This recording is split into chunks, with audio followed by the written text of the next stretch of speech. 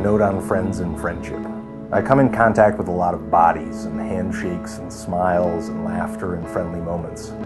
But a friend is something different. Making a friend.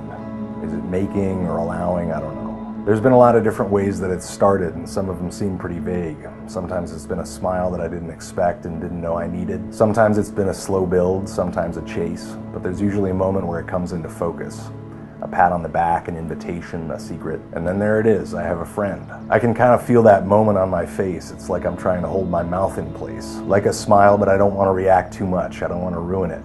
And a flush, maybe of fear. I can be pretty awkward sometimes, especially if I give a shit. I don't know why exactly, but talking about this makes me sad. Maybe it's because when I look harder at something so essential, I get scared by how much I've overlooked or neglected it. There's some things that I care about much less, but I pay a lot more attention to, and it's a reminder to change that. So thank you.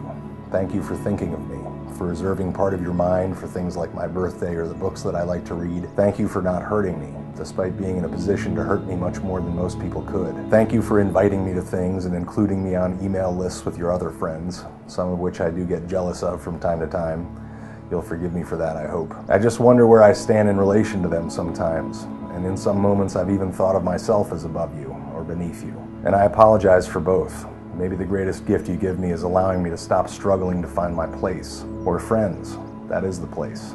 It's an extension of what I call home. As we've gotten older, your face still looks the same to me. After not seeing you for a while, I might notice some small change in your hair or a new mole. But to me, your face isn't in those details.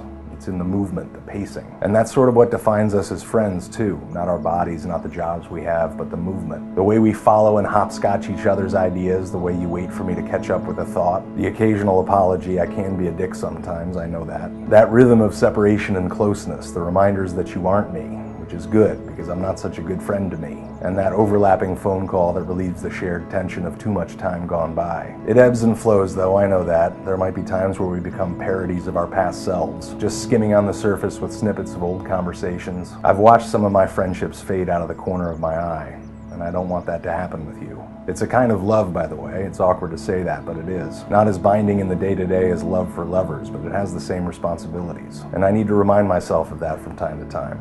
So thank you for being my friend.